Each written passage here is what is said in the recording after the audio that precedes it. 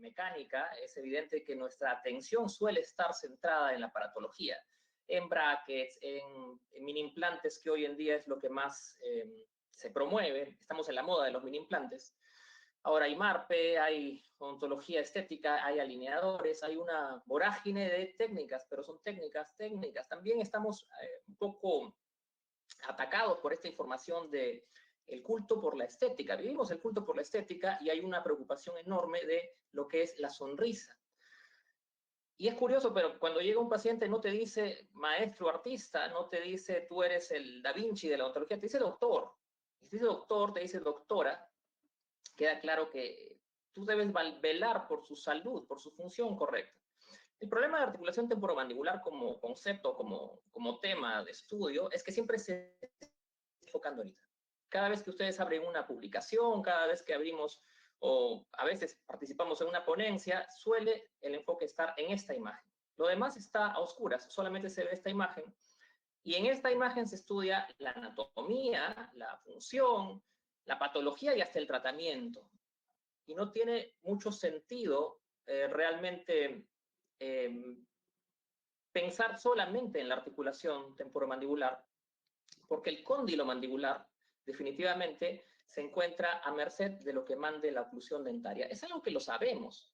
Cuesta aceptar que tan distraídos estemos con la parte dentaria que pareciera que hemos obviado un poco este tema de que los cóndilos se apoyan, los cóndilos mandibulares se apoyan sobre los demás elementos articulares aquí, por donde manden los dientes. Es decir, la oclusión dentaria obliga a los cóndilos a posicionarse de una manera determinada, y no solo posicionarse, sino que cuando haces tus rutas de bruxismo, las trayectorias que son protrusivas o las lateralidades están dictadas por las caras palatinas, por la posición de las piezas anteriores y a veces hasta posteriores, de acuerdo a las inclinaciones que hayan. Es curioso que cuando alguien apurado pone una corona en un incisivo, está más preocupado en la cara vestibular, que por supuesto que es nuestro marco de venta, la estética, pero y la cara palatina a veces uno se encuentra con coronas que son hasta convexas completamente, y parece que esa restauración apurada no pensó en que la mandíbula tiene que apoyarse en los dientes. El día de hoy pretendo poner sobre el tapete una versión personal. Disculpen si suena personal, pero creo que cada vez que recibimos información hay un sesgo del que no nos damos cuenta. Quien te cuenta el cuento siempre te va a contar su versión del cuento. Yo les voy a contar la versión a la que he tenido acceso en el tiempo que hago ortodoncia. Yo empecé mis primeros pacientes de ortodoncia en el año 94. Ya para el 99, 98, 99 me dediqué a hacer ortodoncia en exclusiva. No hacía otras cosas en odontología, y ya para inicios de los 2000 me dedicaba a hacer la docencia de la especialidad. Los que son docentes lo saben. Cuando enseñas algo, te enfocas mucho en averiguar qué hay de nuevo, qué cosas nuevas tienes. Y eres autocrítico con lo que ves. El problema es que muchas veces somos muy seguidores de ciertas escuelas y queremos ser fieles a las indicaciones que nos dan. Nosotros hemos planteado un concepto que es un blog, en realidad es una página web que se llama ortodonciarazonada.com, que es de libre acceso. Al final les voy a dejar la dirección para que puedan entrar. No es que tenga muchos artículos, porque esto surgió como un desafío de alguna manera de un alumno, un estudiante, recuerdo en el Cusco, me tocó dar un curso por ahí, y alguien me dijo, si usted me dice que ordenemos nuestro tiempo, que hay tiempo para todo, lo reto a que haga un blog. Y bueno, ahí está. Hay varios artículos que pienso están vigentes, porque justamente esa es la idea. Este es el concepto, porque solo repetir no es igual que comprender. A veces creemos que aprender algo es repetirlo, y tenemos que filtrar todos los conocimientos, toda la información que nos llega, más aún en este mundo en donde hay tantos intereses comerciales con respecto a el tema de informaciones. Siempre hay una marca de por medio que auspicia ciertos eventos, y si bien es muy importante que haya un apoyo comercial, es importante más aún que tengamos la idea clara de la información que debemos recibir y hacerla nuestra. Vamos a hablar brevemente de esta imagen que tanto he criticado, la de la articulación temporomandibular. A ver, vamos a ponernos aquí un poquito. Mandibular, como ustedes saben, es una articulación sinovial envuelta completamente por una cápsula. Los elementos por dentro están bañados en el líquido sinovial. Y yo quiero reforzar solamente es este ligamento que se llama ligamento temporomandibular. Como todo ligamento, su función es mantener en contacto a esta zona. Es evidente por la disposición que tiene que va a impedir que el cóndilo se vaya hacia atrás, pero es un ligamento que puede distenderse. Esta es una vista frontal, que va a depender de dónde salga el corte para ver dónde está el disco. Generalmente el disco tiene que estar en una posición en la cual defienda el choque hueso contra hueso. Por lo tanto, es bastante lógico suponer que en este corte, que este es un corte que muestra la doctora Annika Isberg, que es una de las expertas a nivel mundial del tema, ella afirma que todas las articulaciones que ha evaluado muestran que el disco articular tiene una tendencia a estar anteriorizado. Y es lógico porque la función hace contra la parte del hueso temporal, contra la eminencia articular. Y igual de lógico será pues que el disco esté con una tendencia a estar hacia la línea media, porque, a ver, regreso aquí, porque esta gráfica no estaría correcta en todo caso, porque el disco debe estar medio resbalándose hacia adentro, porque esta es la pared sobre la que se va a apoyar el cóndilo, entendiendo que esta es la línea media, este es un corte frontal. Este cóndilo se va a apoyar contra esta parte ósea y el disco está siempre protegiendo y evitando ese contacto, como amortiguándolo. Entendamos algunas cosas más que son importantes. Este disco articular tiene una forma tal que no se puede escapar del lugar donde está mientras haya la relación de distancia correcta entre las superficies articulares. Y la zona posterior es muy importante. Aquí tenemos un gráfico inspirado en esa publicación de la doctora Isberg, en donde mostramos dos temas más para subrayar. Uno es el tejido retrodiscal, el cojín retrodiscal, que es ricamente vascularizado e inervado. Ojo con eso. Y la zona bilaminar, que son los ligamentos que de alguna manera sostienen al disco, principalmente este ligamento, esta lámina retrodiscal inferior, porque él va a asegurarse que el disco no se escape hacia adelante. Con la función, la tendencia va a ser, cada vez que el disco se separe un poco del elemento temporal, la tendencia va a ser que el disco resbale hacia adelante.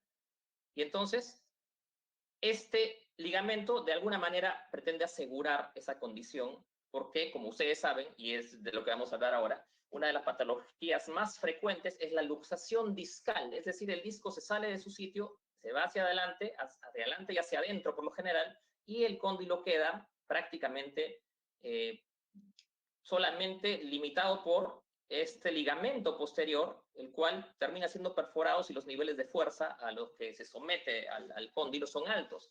Esto que puse acá vendría a ser el ligamento temporomandibular, de alguna manera superpuesto para entender cómo es el tema del cóndilo. Pero siempre hablamos de articulación temporomandibular sin ver la relación con los dientes. Y yo quiero aquí que presten atención en un detalle. Yo he dibujado un cráneo acá que tiene contactos posteriores semejantes, pero quiero que pongan énfasis en la oclusión. Si afinamos un poquito más la vista, por favor, aprecien la relación que he pretendido dibujar aquí entre los caninos y las del lado derecho del cráneo. En el lado derecho hemos puesto una relación mucho más cerrada, más apretada, en donde la cara vestibular del canino inferior prácticamente toca completamente con la cara palatina de un canino superior que está inclinado hacia el lingual. Ojo, aclaremos. Yo escucho mucho que se habla del torque, que el torque del bracket, que a este canino le falta torque. No nos compliquemos la vida. Generalmente el problema no es torque, generalmente es inclinación hacia vestibular o hacia lingual. El espacio que tiene la raíz dentro del hueso no es muy grande como para pretender decir que necesita torque. Por lo general, estas situaciones son exceso de lingoversión de las piezas superiores. Bueno, imaginemos que este paciente va a hacer la lateralidad primero hacia este lado, donde hay la restricción. Lo que va a ocurrir es esto. Al ser tan empinada la guía del canino, que podría ser un premolar inclinado también, ojo, pero para poner ejemplo, el canino, al ser tan empinada esta guía, la mandíbula se mueve y hace un movimiento principalmente vertical. Observen, se ha movido lateralmente y en lugar de salir lateralmente la mandíbula, se han separado muchísimo las molares. Vamos a ver qué pasa cuando hace la lateralidad hacia el lado contrario. Como no está restringido el movimiento al nivel de este canino, observen que las piezas quedan muy próximas. Cuando nos contaron la historia del esquema óptimo de oclusión dentaria, nos dijeron que lo ideal sería que los contactos al momento de hacer la lateralidad sean exclusivos del canino de la zona de trabajo. Pero a mí no me contaron, y hay muy pocas publicaciones, creo que casi no las hay, que te dicen cuán separado debe quedar el bloque posterior, es decir, cuánto debe desocluir ese canino. De manera que todos salimos de la universidad, prácticamente casi todos, repitiendo la poesía de que el canino tiene la obligación de desocluir y con eso serías feliz, que con eso no tendrías problema, y nadie reparó en que es diferente la cantidad de espacio que debe quedar entre las piezas posteriores.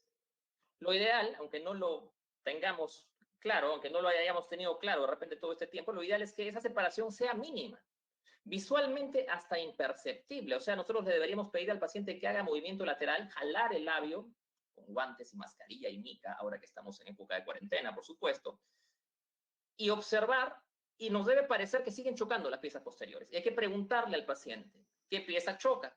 Y él posiblemente te diga el canino, o de repente hay contactos premolares, lo cual tampoco es tan mal. ¿Qué significado tiene esto a nivel funcional? Si yo comparo con un mortero a el sector posterior, donde mueles la comida, la carne la mueles, los alimentos fibrosos los mueles, tendríamos que esta fosa vendría a ser el mortero y esta cúspide el pilón. O si prefieren, esta fosa de aquí inferior es el mortero y esta de aquí sería el pilón. Cuando tú haces una molienda, cuando ustedes han usado un mortero seguramente en la cocina, creo que decir amalgama con mortero y pilón vamos a sonar a medio dinosaurios, hoy día las nuevas generaciones no saben, creo, lo que es amalgama, pero bueno, nosotros trabajamos con un mortero y el mortero, pregunta, ¿se emplea a golpes verticales? No, no es eficiente eso.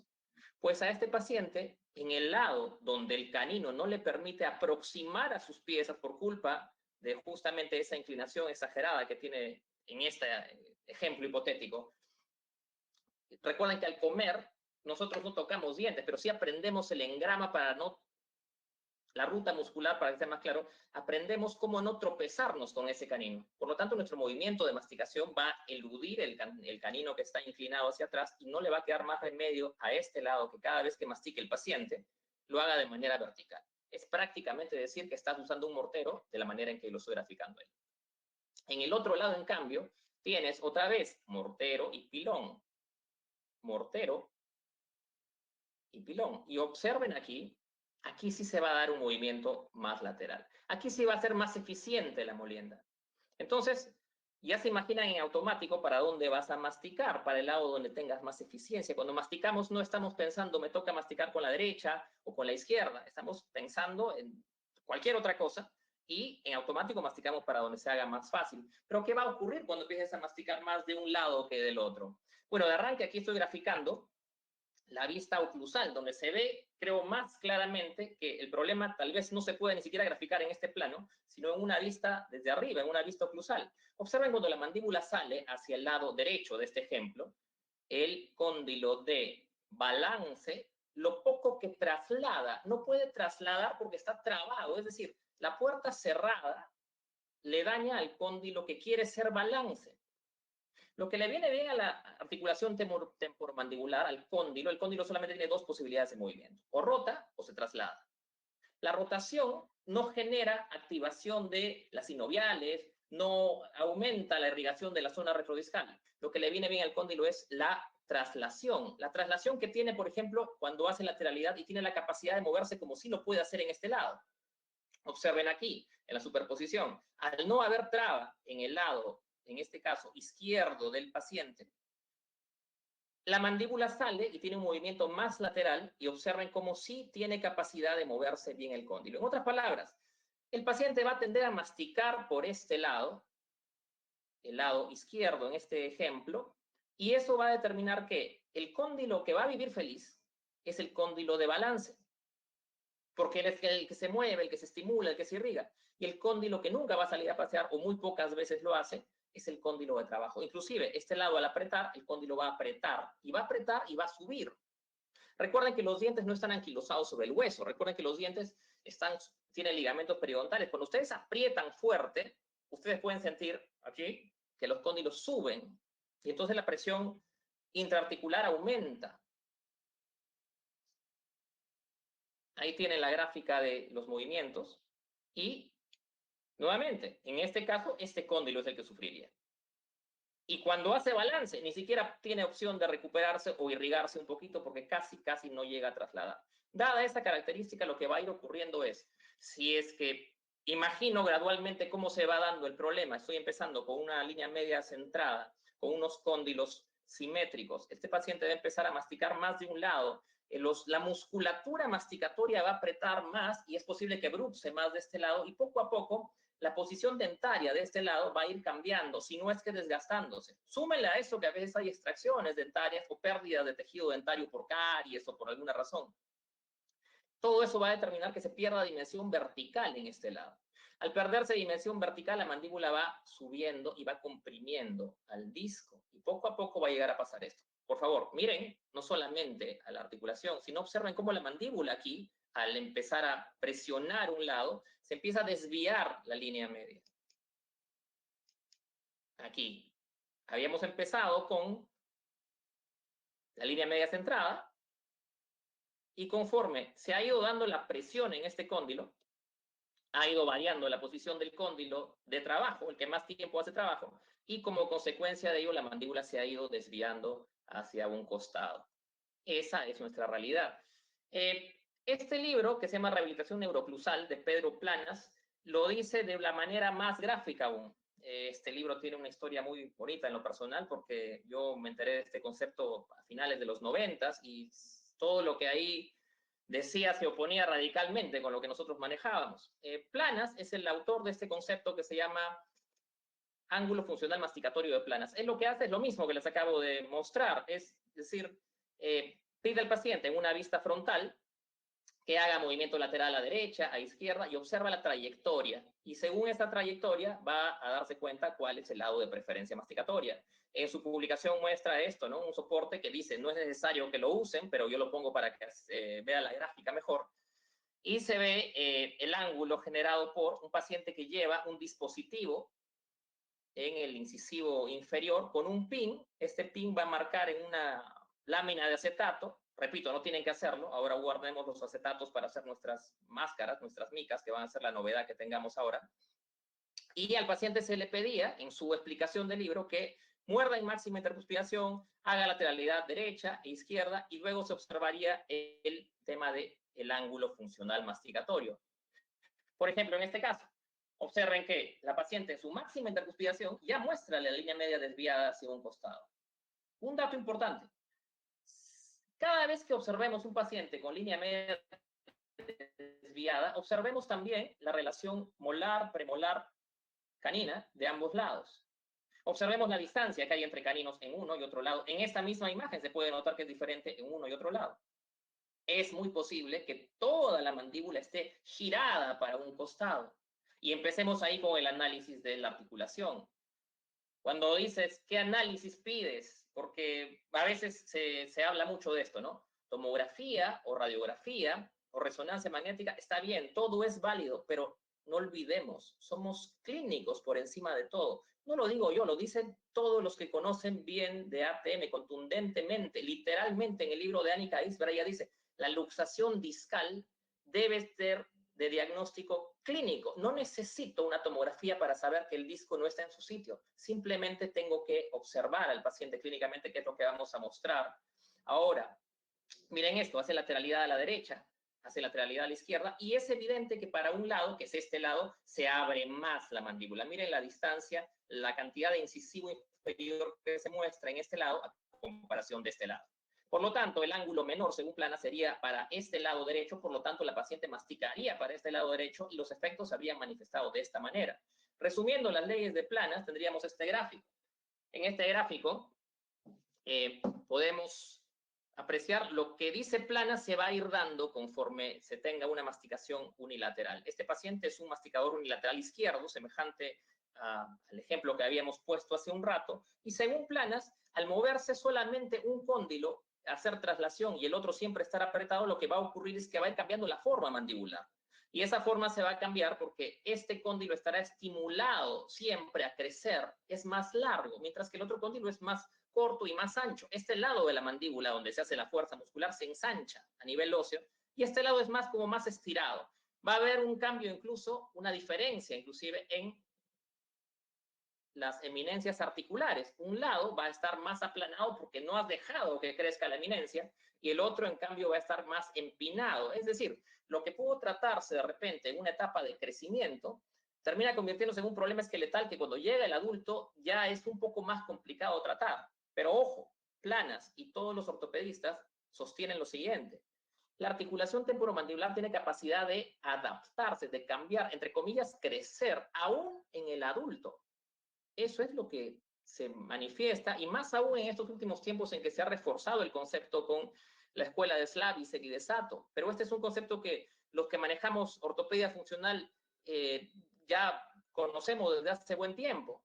Lo de la última etapa es reforzar un concepto que ya manejábamos. Otra característica que se va a ver en el paciente masticador unilateral es que inclusive el plano oclusal se va canteando, se va inclinando hacia el lado masticatorio. ¿Se imaginan esto? Es todo un problema funcional y nosotros estamos preocupados en mover dientes. Tenemos que entender lo que necesita el paciente y a partir de ahí podremos recién decidir hacer extracciones, si vas a poner mini tornillos, si vas a poner alineadores, pero todo a partir del diagnóstico correcto, el saber a dónde voy, y necesito saber cómo funciona eso. Miren que estas ideas de Planas son de los años 80 y obviamente Planas no era un ortodoncista, mucho menos que pudiera publicar o que quisiera publicar en los journals de ortodoncia de este lado del mundo. Y recién en el año 2010, que es la única, una de las pocas seguramente publicaciones que hay en el American Journal al respecto, no se habla de Planas, pero el grupo del doctor Sato con la doctora Tanaka de Colombia hace un estudio en donde observan las características de 116 pacientes con desvío lateral de mandíbula. Le hacen estudios de cefalograma frontal, condilografía, y la conclusión a la que llegan es exactamente la misma que decía Planas. Es decir, efectivamente la mandíbula tiende a inclinar totalmente la cara, es la rotación facial que llaman en ortopedia. Y este cóndilo del lado más hundido, aquí lo dice, tiende a tener algún tipo de desarreglo o problemas incluso osteoartríticos. Claro, la presión que va generando puede ir gradualmente afectando la articulación. Aclaremos algo. Nosotros como seres humanos vivimos sin contacto dentario la mayor parte del tiempo. ¿Cómo podríamos explicar entonces que las incoherencias entre oclusión dentaria y ATM puedan manifestarse como problemas de ATM? La respuesta es cuando tú aprietas, cuando tú estás tenso, tienes más tiempo recordándole al sistema lo irregular, lo poco armónico que existe entre oclusión y articulación. Por eso es que no se puede demostrar científicamente que el efecto de la oclusión se va a demostrar en las articulaciones, porque hay otros factores como el estrés, como factores hormonales, pero bajo un sentido común, lógico, es un solo hueso la mandíbula. Y los movimientos condilares dependen del factor dentario, pero sin duda alguna. Hoy en día vivimos, entre otras cosas, la moda de la evidencia científica. Bienvenida sea, porque necesitamos un filtro para saber qué información me sirve y cuál no me sirve. Pero cuando ya ponemos a la evidencia científica por encima del razonamiento lógico, cuando eliminamos el sentido común y yo le pregunto a la gente a veces por cosas tan lógicas, tan elementales, y me dice alguien, no, eso no está publicado en ningún journal, no hay una revisión sistemática al respecto. Entonces yo digo, hay un problema aquí de ubicar correctamente al concepto de evidencia científica. Hagan la prueba, doctores. Observen los movimientos de lateralidad de sus pacientes y se van a sorprender cómo toda la historia de Planas, toda la teoría, la hipótesis que él mantiene con respecto a los movimientos de lateralidad se manifiestan. Los pacientes muestran desvíos laterales de mandíbula. Obviamente yo estoy poniendo ejemplos muy marcados aquí con todas las características que él describe. Y evidentemente la tendencia a sufrimiento va a ser del lado hacia donde está desviada la mandíbula. Hay una mayor contracción de los músculos elevadores y hay una mayor presión del cóndilo. Es decir, todas las posibilidades para que el cóndilo vaya degenerando. Y aquí tenemos nuevamente a nuestro cóndilo que está presionado hacia arriba y miren cómo el disco está desplazado. A esto se le llama luxación discal.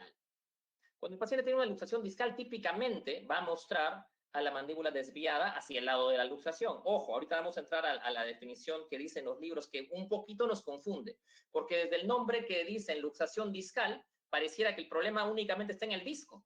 Y por lo general, no solo es el disco que está en mala posición, sino también el cóndilo mandibular. Prueba de ello es lo que podemos evidenciar a nivel dentario. Claro, yo no puedo ver cóndilos, no necesito tomografía para darme cuenta que la mandíbula está girada para un costado. Y lo peor que se podría hacer es centrar nuestra mirada solamente aquí y decir, voy a corregir la línea media poniendo mini tornillos en uno de los lados. En este caso sería por aquí, porque ya me compré mi kit de mini tornillos y voy a correr la línea media dentaria, cuando lo que tenías que mover no eran los pasajeros, sino al bus que está mal estacionado. Y ahí empiezan los conflictos de tipo filosófico. ¿Se puede mover la articulación temporomandibular? ¿Y qué pasó con la relación céntrica? ¿Y qué pasó con la estabilidad? Ahorita entramos a discutir eso en el tiempo que espero me alcance. Este paciente, clínicamente, cuando abre la boca, ahí tienen las fotos del libro de O, que son estas, y ahí se muestra una luxación discal. Observen, por favor, la diferencia. Este no es invento mío en el dibujo. Aquí están los cortes. Miren dónde está el cóndilo en relación a la pared posterior, al techo de la fosa. Miren dónde está el cóndilo en relación a la pared posterior, al techo de la fosa. Comparemos. No solo es un problema de disco, es un problema de posición condilar que se refleja en toda la posición mandibular, por supuesto.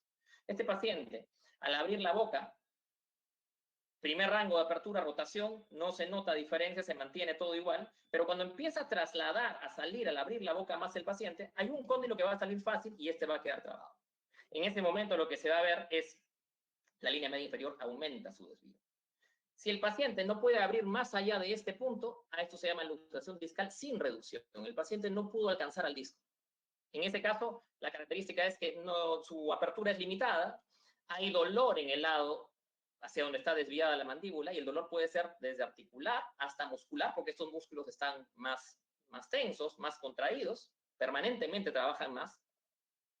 Si el paciente abre la boca y logra superar el obstáculo, va a sonar, va a saltar, va a venir el famoso chasquido, el clicking, y en ese momento la línea media se corrige porque el cóndilo tomó su posición correcta. Cierra la boca el paciente y parece que ya recuperó el disco, pero en el último momento del cierre, otra vez se va a escapar, y mientras el paciente tenga esta oclusión, no hay forma de ayudar a la articulación. Esta articulación, pónganse a pensar lo que dijimos hace un rato, esta articulación tiene distendido su ligamento temporomandibular, tiene distendidos los ligamentos del disco articular. Pregunta, cuando se distiende un ligamento en cualquier articulación, ¿cuál sería el tratamiento? Dices, imaginemos el tobillo, te doblas el tobillo. ¿Qué diríamos? Déjalo torcido porque ya se distendió, pero doctor, voy a caminar con la pierna doblada y todo mi cuerpo está desbalanceado. El médico tal vez te diga, pero es estable, porque ya se venció el ligamento. Eso es absurdo. La pregunta sería, ¿a este paciente será conveniente manipularle la mandíbula para tomar la relación céntrica, para empujar un poquito más arriba todavía el cóndilo? ¿No será que antes de aprender a tomar relación céntrica tendríamos que aprender a diagnosticar estos casos para no cometer ese error? Si yo les digo, los ligamentos se tratan, ¿cómo se tratan los ligamentos? Poniendo en su sitio la articulación, dándole un tiempo para que no regrese, impidiéndole que regrese al lugar anterior. ¿Cómo podríamos hacer esto aquí, si aquí no puedo enyesar?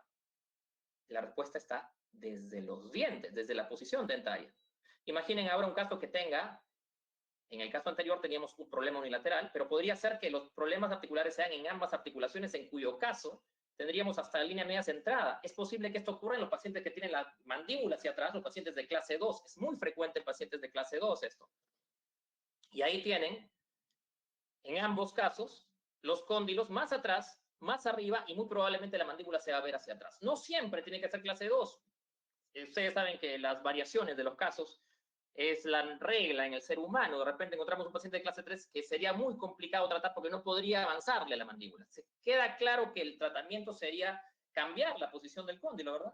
En estos casos, el paciente va a abrir su boca, primer rango de apertura nuevamente, rotación, y conforme siga abriendo se va a dar ese zigzag, esa irregularidad, porque no al mismo tiempo se van a recuperar los discos. Obviamente la prueba hay que hacerla clínicamente, con el paciente hay que poner las manitos en los costados, y para corroborar el diagnóstico de luxación discal con reducción, sugerencia, pídale al paciente que haga un cierre protrusivo, o sea que su arco de cierre haga que choquen vis a vis los dientes. Y luego pídale que abra y cierre un poquito detrás del vis a vis. Y en ese momento vamos a estar midiendo dónde quedó el disco. Se van a sorprender cuando yo llego al vis a vis a estos pacientes, le pido que abra la boca el paciente y ya se mantiene firme la mandíbula, ya no suena, ya no hay ruido. ¿Por qué? Porque evidentemente el disco fue alcanzado. Ese es un tema que no es tan complicado de entender y que entiendo yo se ha descuidado demasiado. Hablemos un poquitito del libro de Åkesson, que es un libro al cual yo siempre he recurrido y un autor al que hay que agradecer muchísimo, porque creo que con ese libro nos hemos formado la mayor parte de odontólogos, al menos de esta parte del mundo. Es un libro buenísimo, pero tiene un problema en esta gráfica. Esta gráfica muestra una articulación saludable. Quiero que observen las gráficas que hace Åkesson con respecto a lo que es luxación discal. Esta articulación saludable, enfoquémonos por favor en esta figura que es el punto de partida. Es una secuencia en que el paciente abre la boca. Aquí se está cumpliendo esto que yo les he comentado. El paciente al abrir la boca hace que el cóndilo avance, el sector posterior se llena de sangre y el disco acompaña en todo el recorrido. No hay salto, es una articulación saludable. Cuando presenta el concepto de luxación discal con reducción, observen aquí la gráfica, y es lo mismo que yo les he descrito. El paciente abre la boca, hay un punto en que salta, hace clic, cierra la boca y la pérdida del disco ocurre al final. Y también describe la luxación discal sin reducción. El paciente abre la boca y nunca llega a alcanzar al disco. No hay ruido articular, pero sí hay limitación de apertura. ¿Cuál es la observación que tendríamos que tener aquí? Les pido que se concentren por un instante. A ver. Aquí, solamente aquí. Y quiero que vean. Esa que es el dibujo de luxación discal sin reducción. Este es con reducción y esta es articulación saludable. Observen. ¿Qué se movió? Solamente cambiaron de posición al disco. Y esto es lo que nos confunde a todos, porque seguimos estudiando ATM mirando solamente esto. Mirando solamente esto y encima, con esta confusión, luxación discal es casi sinónimo también de malposición condilar. Pero el propio autor muestra unos cortes muy buenos en donde justamente aquí aparece lo que les estoy diciendo. Los cóndilos ante discos desplazados se ven también desplazados hacia la parte distal. Y más cortes, todos muestran lo mismo. Para llegar a este nivel de daño, evidentemente el disco tiene que haber salido de su sitio y esto ya perforó los ligamentos retrodiscales y ese contacto hueso contra hueso es el que determina ese aplanamiento. Necesariamente para que se haya llegado a ese nivel ha habido una progresión del problema. Aquí tienen la resonancia magnética, que realmente es un examen que si lo tenemos sería maravilloso para poder evaluar en detalle el disco, pero evidentemente no es tan accesible, repito, que no sea un pretexto que el paciente no pueda pagar una tomografía para decir no puedo saber qué tienes en la articulación, el diagnóstico es clínico. Quiero que vean este video en donde vamos a un poco repasar cómo verificar un paciente. Es una paciente que llega a la consulta de ortodoncia en la clínica de la universidad y aprovechamos para hacer la explicación ahí con una alumna.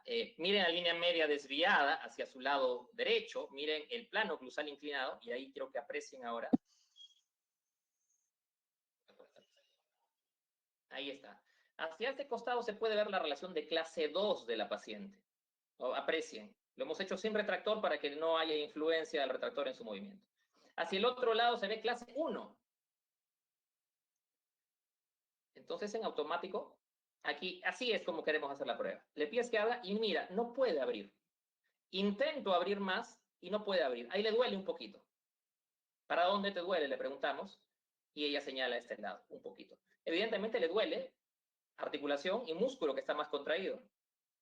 Mira la limitación de apertura que tiene. Solamente 2 dedos. Ella abre la boca y no puede seguir abriendo más que 2 dedos. Eso se llama luxación discal sin reducción. Podría ser una contractura muscular, pero observen el diagnóstico diferencial. Le vamos a pedir a la paciente que haga protrusiva. Ahí está. Al protruir, en el momento que protruye la paciente, aquí se siente un salto. Ella lo sintió, lo confirma. En el momento que ya saltó, le podemos pedir que abra la boca. Le decimos, abre la boca, paciente. Y ahí observen el cambio enorme que hay. Esto podría alguien decir, tú has escogido a esta paciente, no es usual, y yo les puedo asegurar que es muchísimo más frecuente de lo que pensamos. Los pacientes que llegan a la consulta dicen, me levanto en la mañana y no puedo abrir la boca, pasa un rato y sí puedo abrir, pero suena un poco y después me relajo y sigo mi vida y todo se normaliza. El plan con estos pacientes es reposicionar su mandíbula. Imagínense a este paciente hacer la relación céntrica. Miren cuando reposiciono la mandíbula. Observen, la relación ya tiende a ser clase 1.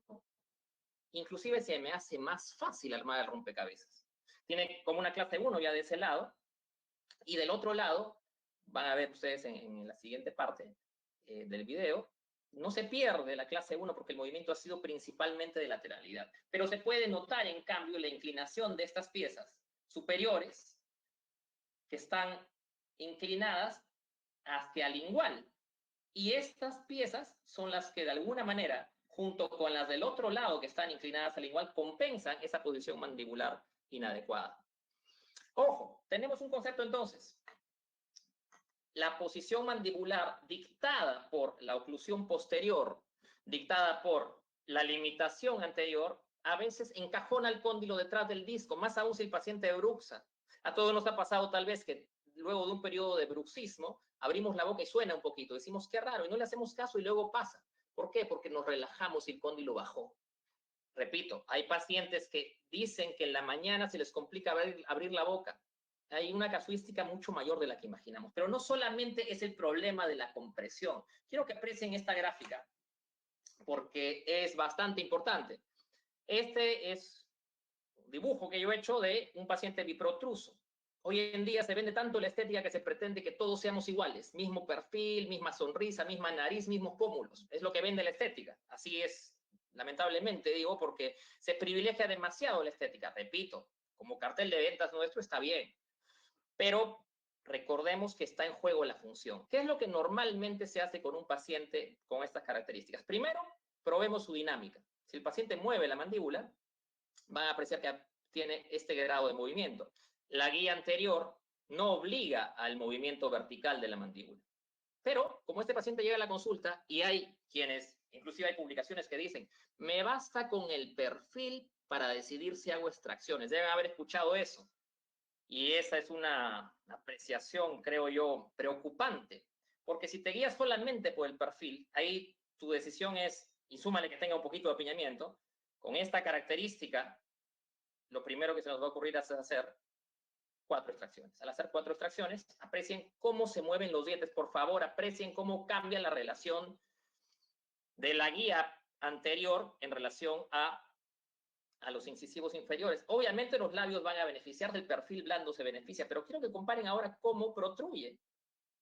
El movimiento es mucho más vertical. Si yo comparo el antes y después, el perfil quedaría hermoso, y se suele comparar un antes y después así estático, pero si yo le tomara, a ver, por aquí aparecen estas cosas que no deben aparecer.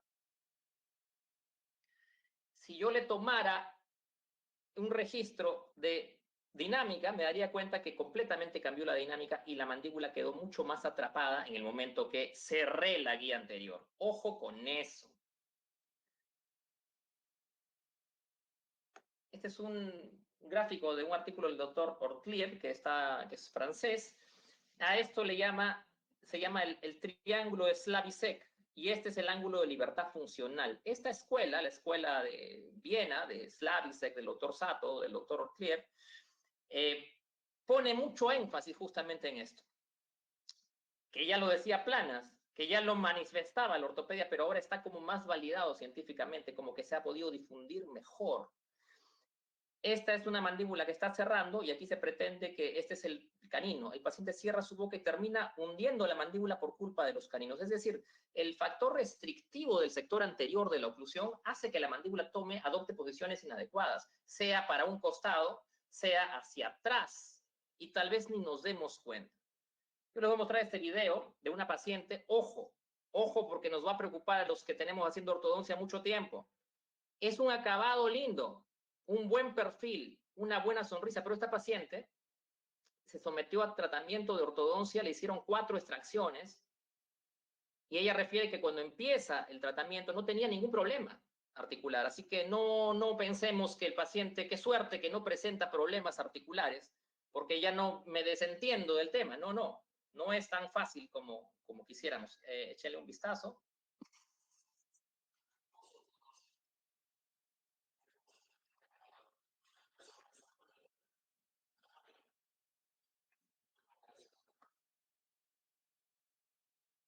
Solamente entran 2 dedos a la apertura bucal. Es decir, post tratamiento de ortodoncia, ella ahora en sus periodos de bruxismo se encuentra que no puede abrir su boca. Aprecien ahí de cerca la oclusión. Igual no le he puesto retractor para no influenciar en su movimiento cuando lo probamos.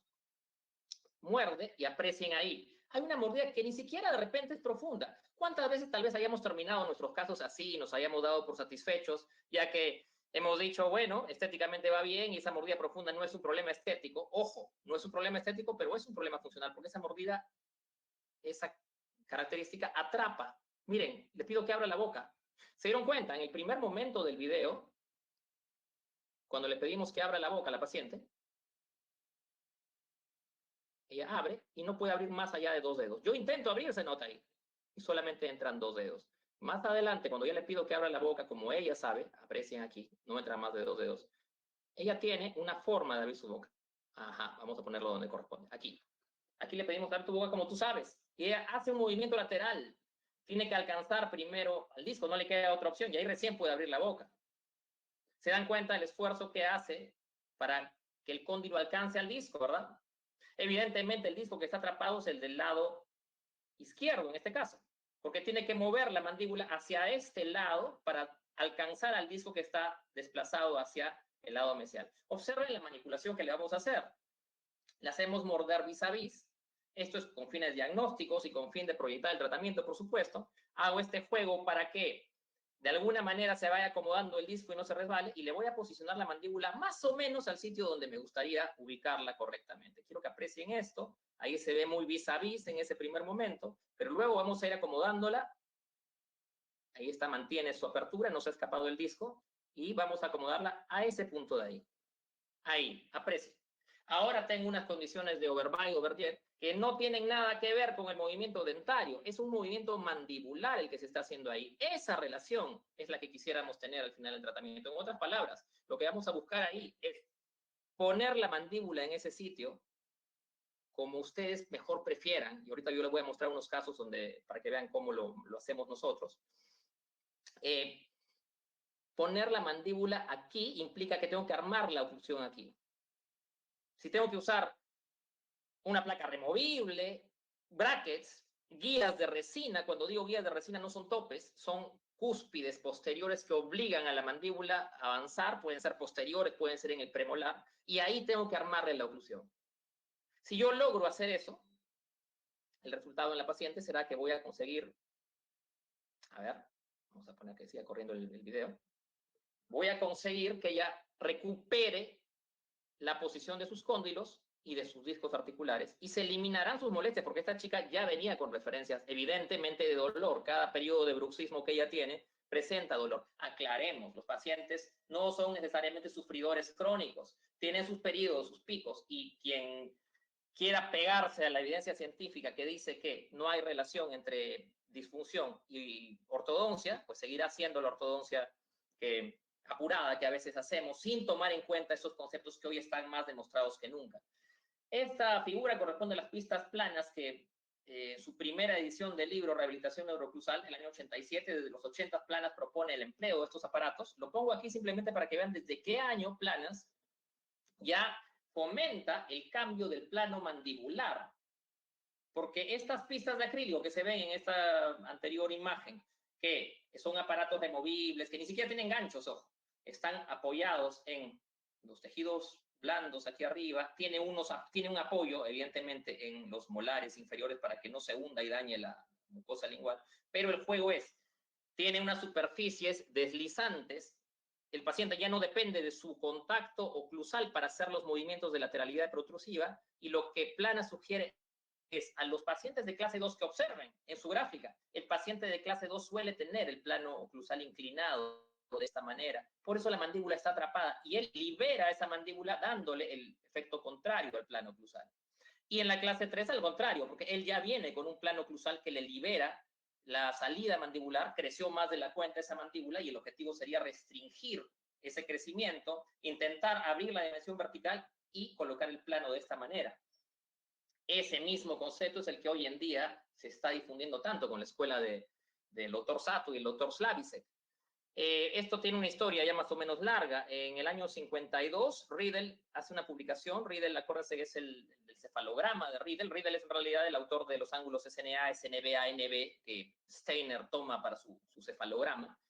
Hace un estudio de 52 adultos con excelente oclusión y encuentra algo interesante, que los puntos A y B, el plano AB generalmente hace 90 grados, según lo que él apreció con el plano oclusal. O sea, aquí ya nos está diciendo, el plano AB, que relaciona maxila y mandíbula, tiene una relación casi constante con el plano oclusal. A ver, si nos pusiéramos así. Lo cual quiere decir que en una clase 2, por lo general, el plano se va a empinar más y en una clase 3 se va a como caer la parte posterior. Esto es lo que hace que los clases 2 de ángulo alto tengan dificultad de avanzar. Alguien preguntará, pero también conozco pacientes de clase 2, división 2, que tienen el plano muy horizontal. Bueno, ellos tienen la restricción en los dientes anteriores. Recuerden que un clase 2, división 2 tiene los incisivos que no le permiten avanzar. Entonces, en ambos casos encontramos factores funcionales que atrapan a la mandíbula. En el año 62, siguiendo 63, perdón, siguiendo esta secuencia de observaciones al respecto, Schudy muestra lo mismo, pero ahora en relación al plano facial, y muestra la relación también entre plano oclusal y plano facial. Y otra vez hay una correlación entre clases 2, clases 3, dólicos y braquis. Y ya en estos tiempos más cercanos, en el año 96, viene la idea del doctor Fushima y el doctor Sato y el grupo de Kanagawa, en donde ya se plantea la observación del plano oclusal posterior. Y a partir de la observación del plano oclusal posterior, que es la observación del plano entre los segundos molares superiores y los planos horizontales de referencia, se empieza a notar que hay una gran relación entre esta inclinación y los patrones de clase 2 y de clase 3, entre los patrones de cara larga y cara corta. En el año 2008 ya tenemos una publicación del doctor Sato y la doctora Tanaka, en donde se hace un seguimiento, se usa la muestra de Burlington, que ya son varias placas de seguimiento a pacientes de manera longitudinal, y se hace el cálculo de cómo es que va cambiando el plano oclusal y el plano mandibular. Y se demuestra que durante el crecimiento, tal como lo decía Ricketts, tal como lo decía Bjork en su estudio con implantes en la cabeza del paciente, se va proyectando la mandíbula variando el plano oclusal posterior. Ojo, ¿cuántas referencias ya confirmadas? Ya para el 2016 tenemos un estudio en tomografía, también del grupo de doctor Sato, el doctor Coro, el doctor Velázquez, el grupo que son de Colombia, varios de ellos. Y al hacerse un estudio ya tridimensional, se puede plantear primero las variables, que son el plano oclusal anterior, posterior, y nuevamente queda demostrado que las clases 2 tienden a tener el plano oclusal posterior empinado, las clases 3 tienden a tener el plano oclusal más bajo, y obviamente, al ser tridimensional, ya se puede incluso evaluar esto que hace tiempo se había observado, que los planos oclusales en una vista frontal van a tender a estar inclinados, y eso potencia o tiende a coincidir, no coincidir, sino que es parte de todo un tema complejo, que toda la mandíbula está desviada para un costado. Y pensar, digo yo, que hay tratamientos que preguntan, y más de una vez hemos escuchado a colegas apurados que preguntan, ¿cómo haces para corregir? ¿Qué aparato le pones para corregir el plano oclusal? La respuesta es mucho más compleja. Es todo un cambio de posición mandibular y de función. Dicho en otras palabras, el planteamiento sería este. Aquí tenemos un paciente normal, de clase 1, con buen perfil, con una relación de clase 1 dentaria. Quiero que aprecien el tamaño de la rama y el tamaño del cuerpo mandibular. Cuando ese paciente, miren, ahí lo hemos variado. Esta sería la variación que ocurre y que está en relación al plano oclusal. Este sería ya un paciente de clase 2, mordida abierta, con la misma cantidad de cuerpo mandibular y de rama, solamente varió el cóndilo. Es más, yo me atrevería a decir que la mayor cantidad de estos pacientes tienen articulaciones medio aplanadas, medio sufridas, porque es lógico. Esta mandíbula no puede avanzar, está limitada por el plano oclusal. Es más, vamos a recibir pacientes que tienen esa característica, no necesariamente con mordida abierta, puede ser clase 2 sin mordida abierta, puede ser hasta clase 1. Es más, podríamos darle tratamiento a ese paciente de clase 1 y no tomar en cuenta esto, Obviamente es un tratamiento que se puede respetar porque hay que entender el contexto y las limitaciones de este paciente. No será lo ideal, no será lo completo, pero es una opción que de hecho habremos tomado muchas veces. Y lo contrario se da con los patrones de clase 3. El plano oclusal está más caído en la parte posterior. En otras palabras, esta explicación del factor plano oclusal nos da la pauta a entender cómo podrían ser tratados los pacientes, tanto de clase 2 como de clase 3. Un caso para comentar. Esta paciente llega a la consulta por tratamiento de ortodoncia. Así, de ortodoncia. Observamos, ahora que ya estamos afinando la vista con las asimetrías, perdón, observamos aquí que en la foto frontal evidentemente hay una asimetría. Y cuando vemos las fotos intraorales, hay un desvío de línea media. Ojo, aquí no se ha perdido la relación canina, no está tan clase 2, ligeramente la mandíbula está más avanzada en este lado, pero hay un factor dentario que nos distrae de acá. Pareciera que hubiera una clase 1 dentaria a nivel canino, pero quiero que observen la inclinación de estos premolares. Esto es lo que llamaríamos una falsa clase 1, porque los dientes están inclinados a mesial. En el momento que estos dientes se inclinaran hacia distal, o mejor dicho, si estuvieran en la angulación correcta, sería una franca clase 2. Esta paciente viene después de que la hemos evaluado, le preguntamos si alguna vez ha tenido molestia. Ojo, los pacientes suelen no quejarse con nosotros más que del tema estético, porque ellos no creen que la ortodoncia les va a ayudar en sus problemas de dolencias, de molestias. Y haciendo el examen clínico nos dice que efectivamente tiene molestia en un lado. Adivinen cuál lado es. Ahora ya lo tenemos claro. Basta con observar la oclusión, con ver al paciente clínicamente, y lo más probable es que, si te dice el paciente, tengo una articulación que suena, ya casi con mirarla ya sabes que es la articulación del lado que está más comprimido. Esta paciente, y esto es lo curioso en la ortodoncia, se dedica muchísimo tiempo al estudio del perfil. Yo no estoy en contra de la cefalometría lateral de ninguna manera, me parece que es un estudio necesario, pero imagínense este caso, requiere mucho más estudio frontal, más estudio clínico, y no pasarnos tanto tiempo haciendo 5 cefalogramas y evaluar ciertas cosas que son de perfil, cuando aquí no se manifiesta el problema de perfil. En la placa lateral sí se podría apreciar un poco, aquí tenemos la placa lateral, miren la doble basal, que se ve aquí, y aprecien, por favor, el doble plano oclusal. Esto me habla de que muy probablemente esta paciente tenga una condición como la que aquí he intentado graficar. Miren la mandíbula, cómo se ve en doble basal, y miren cómo se ve en doble plano oclusal. Si yo voy a desmembrar en dos esta gráfica, me va a quedar así. Y observen la diferencia entre el plano oclusal, la inclinación del plano oclusal de uno y otro lado. Esto es súper frecuente. Los pacientes con desvío lateral de mandíbula tienen una diferencia en el plano oclusal del lado derecho y del lado izquierdo. Y es evidente que la mandíbula estará desviada hacia el lado donde está el plano oclusal más inclinado. Candidatos definitivamente a tener el problema de la articulación del lado que está más comprimido. Ahí tienen a la paciente, exactamente en la condición que hemos comentado. Es posible que ya esta articulación tenga un grado de adaptación, ojo. Eso va a depender de la edad del paciente y el tiempo que tiene comprimiendo su articulación. Y es posible que ni siquiera le duela a veces, porque ya la adaptación termina haciéndole callo al sistema. Y ya el cóndilo está remodelado y entonces ahí va a tener que decidirse qué hacer con la paciente realmente. Algunos van a decir, será quirúrgico. Y ahí tenemos que saber tomar una decisión. Es una paciente adulta, ojo. En el movimiento de lateralidad se puede apreciar claramente que cuando mueve la mandíbula hacia el lado, en este caso, derecho, ni siquiera chocan los caninos. Y se puede notar que estos premolares, que se puede ver en esta foto, mire la cara vestibular de estos premolares. Este está inclusive en mordida invertida, lo cual acentúa más la tendencia de que la mandíbula esté desviada hacia este costado. En otras palabras, parte de la resolución del problema va a estar en cambiar la posición dentaria, teniendo en mente, por supuesto, que lo que estoy buscando es una reposición mandibular. ¿Cómo se trata el paciente de clase 2 según la idea del avance mandibular, reforzada hoy con la idea del cambio del plano oclusal? Aprecien esto.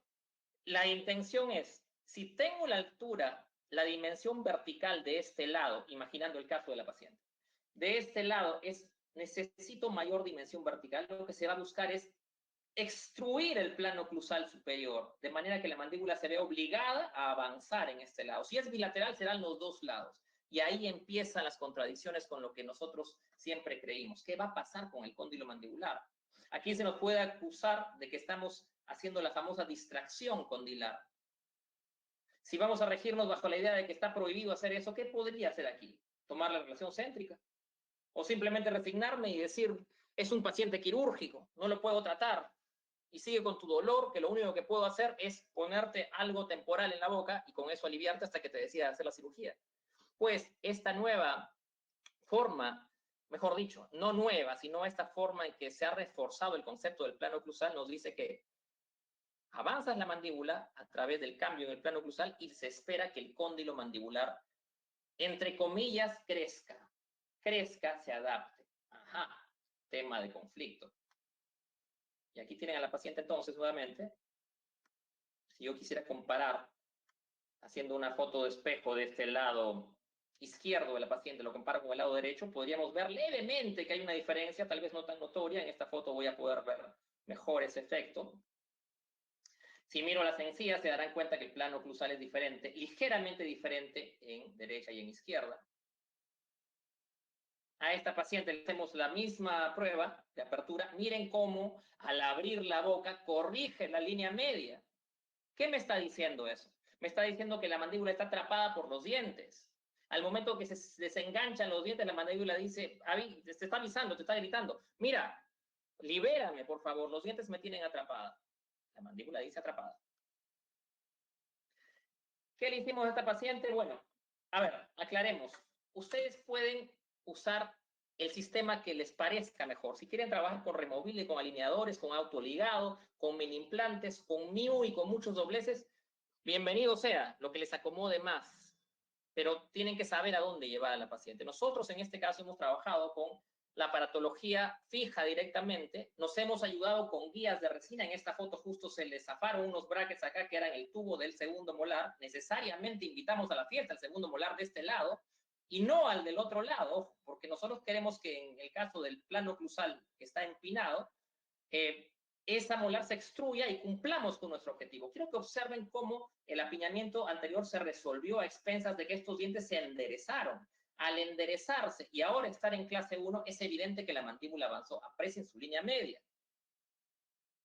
Pongo esta foto para hacerme un poco de autocrítica, porque aquí al despegarse este bracket de aquí, no pudimos usar el elástico que debiera usarse, debería ser un elástico corto. Es un riesgo hacer esto porque nuevamente este elástico va a tender a empinar el plano de la manera inadecuada. Lo ideal es sostener con elásticos verticales la nueva mordida del paciente y si hace falta poner topes de resina, cúspides para adicionales, accesorias en vestibular o en algún lado, todo vale para conseguir el engranaje. Una vez que ya tengas el engranaje de toda la oclusión, ya liberas esa resina y permites que el diente asiente. O si es necesario, aclaremos, ese paciente venía con dolor, con asimetría, le puedo dejar inclusive una cúspide de resina larga sobre la cual él ya no va a poder ir hacia atrás porque no es nada cómodo. Este es el post-tratamiento y este es el 3 años post-tratamiento. Y pueden apreciar ustedes el cambio importante en la cara de la paciente. Yo diría que en el tiempo se ha ido asentando para mejor. Aprecien cómo empezó con la línea media, desviada, y miren cómo fue cambiando. Ya les digo, podemos emplear la mecánica que mejor les acomode. Yo no voy a impulsar un bracket autoligado con una marca específica, ni decirles esta escuela es mejor que la otra. Si ustedes les apasiona hacer dobleces como lo hace Sato, o el doctor Sato con su sistema MIU, y es el que difunde esto, o quieren hacer el GIU con el Gang Metal, con esta nueva lesión que hay, pues háganlo si no quieren confiar en otras opciones. Esta paciente al final, y esta es una foto con un video con retractores, abre su boca y aprecia y mantiene, obviamente, con toda la incomodidad de los retractores, el abre y cierre, y ya no salta esa articulación, ya no duele esa zona, le hemos dado un servicio completo. Observen el antes y después, observen el plano oclusal de la paciente, que aquí se veía doble, y aquí ya se ve más alineado. No ha sido perfecto el acomodo, posiblemente se pudo hacer mejor, siempre se puede perfeccionar los tratamientos, ojo, seamos autocríticos, pero es evidente que ha habido un cambio importante en el plano oclusal. Este es otro paciente, lo mismo, empieza con un problema muy marcado de desvío lateral de la mandíbula, y sí, Este paciente también vino sin queja, pero cuando empiezas a conversar con él, te empieza a contar que sí, que ha habido época que le dolía mucho, que abre la boca y a veces le suena, que dónde duele y te señala el músculo a veces te dice que suena, que duele y además la zona de la articulación. Nos queda claro que lo que había que hacer era el recambio de posición mandibular. En el caso de él tenía dolor manifiesto al empezar y empezamos con esta placa, que no es una guarda de programación, no es una placa de programadora clásica de esas que ustedes pueden imaginar. Es una placa de expansión, es una placa, un tornillo de expansión que hemos aprovechado para ponerle pistas y lo hemos confeccionado con una mordida de reconstrucción, es decir, tal como vieron en los videos, hemos reposicionado la mandíbula de este paciente, le hemos hecho un registro de cera y sobre esa posición hemos reconstruido, hemos mejor dicho, construido el plano oclusal que tiene un tornillo. El tornillo cumple su papel de expansión y luego viene la aparatología fija. Aquí pueden ver lo que solemos hacer. Muchas veces no incluimos la oclusión anterior, los incisivos, cuando no quiero que se vestibularicen, lo hacemos en superior e inferior. Evidentemente, un caso de clase 2, yo le pongo brackets, el inferior va a tender a volcarse, y si yo quisiera avanzar la mandíbula, ese volcamiento impide el avance. Entonces, otra vez, es mecánica con sentido común, como decía el doctor Mulligan hace muchos años. Un dato más que quiero que vean, en el inmediato final del tratamiento, aprecien cómo le hemos dejado un alargamiento, lo que yo les comentaba hace un rato, un alargamiento de las cúspides de canino y de premolar inclusive. ¿Para qué? Para que le sea más incómodo masticar para este lado. Lo que yo quiero es que él cambie su conducta muscular y empiece a masticar por el otro lado, para que vuelva a recuperar la actividad de los músculos maceteros de este lado, el pterigoideo que jala, el pterigoideo externo fascículo inferior que jala el cóndilo y hace movimiento de balance, para lubricar esta articulación, para recuperarla. Y entonces, miren, cuando pasa el tiempo, ha pasado varios años después, de aquí entre 3 años y pico, y viene ya se le retiraron las resinas y mantiene una posición centrada de su mandíbula, y también es un caso que pueden ver de antes y después, y en el post-tratamiento, cómo es que hay un cambio bastante importante. Esta paciente que venía con una franca clase 2, estoy poniendo pacientes solo adultos para que vean que el concepto es válido para adultos. En niños creo que no hay discusión al respecto. Es decir, siempre se habló que la ortopedia funcional de avance, Bionator, CLAMP, activador, lo que ustedes quieran llamar, siempre se dijo que era dirigida a niños. Pues bien, hoy en día estamos demostrando que los pacientes adultos pueden vivir mejor con este tipo de terapias. Aquí tienen 2 años post-tratamiento de esta paciente que inclusive quedó pendiente, no quiso hacerse, no llegó a hacerse nunca la rehabilitación. Le falta obviamente el tema estético en esta parte de aquí, pero aprecien que era una paciente completamente clase 2, completamente una cúspide atrás. Y hemos terminado en clase 1 bajo el mismo principio, bajando el plano oclusal, expandiendo el arco superior para desarmar la oclusión inicial, y esta paciente no se quejaba, pero sí tenía ruido articular. En este punto de partida tenía ruido articular. ¿Cómo la hubiéramos manejado si es que no proponíamos el avance mandibular? Porque si hubiéramos dicho, no, ya tienes una edad que ya pasaste el crecimiento, ya tienes cerca de 30 años, seguramente nos hubiéramos tentado por extraer premolares, cerrar la guía anterior atrapada a la mandíbula, y peor aún, si teníamos los mini tornillos a mano, tal vez se nos hubiera ocurrido intruir esta pieza, este molar que se ve extruido acá. Y aunque no lo crean, este molar no necesita ser intruido. Al contrario, quiero que vean lo que se hizo con esta paciente. Con ella también empleamos una placa removible. A mí me gusta usar placas removibles porque me parece que es lo más cómodo que pueda haber para el paciente. La diseñamos dejando un espacio para la lengua. Mientras el paciente pueda hablar, va a usar la placa. Me gusta porque no involucra la posición de inclinación, etcétera, de los dientes cuando pongo brackets. Esto es más cómodo que un quadélix. El paciente no se lo puede sacar para comer. El paciente es súper higiénico esto. Se lo saca, come, lo cepilla y se pone. No tengo por lo general problemas con la aceptación de los aparatos removibles. Es como un mito que nos hemos puesto nosotros mismos. Todo lo queremos hacer fijo. No necesito usar quadélis cuando tengo un recurso que me va a tocar a todos los dientes. Y aclaremos, a esta paciente le estamos inclinando dientes afuera. No hay ninguna intención de hacer disyunción, por supuesto. Los dientes tienen un movimiento ortodóntico, se inclinan hacia vestibular. Y este es el día que terminamos con la expansión. Miren que ya el tornillo está activado, aquí está separado. Miren el gran overjet que tiene, y miren aquí, yo le tomé a propósito la foto, miren cómo se abrió la arcada superior, y eso hace que ya no encaje. Ya no encaja, aquí se ve otra vez esta situación, pero cuando le pedimos que avance la mandíbula, porque para eso se hizo la expansión, para programar el avance, ese mismo día le estamos pidiendo que avance la mandíbula para ensayar el final del caso. Y aquí se puede ver claramente que lo que nosotros queremos es extruir a los premolares en vez de intruir a este molar. En esta foto parece que se necesita intruir, en esta imagen se ve que necesito extruir. ¿Cómo lo haces?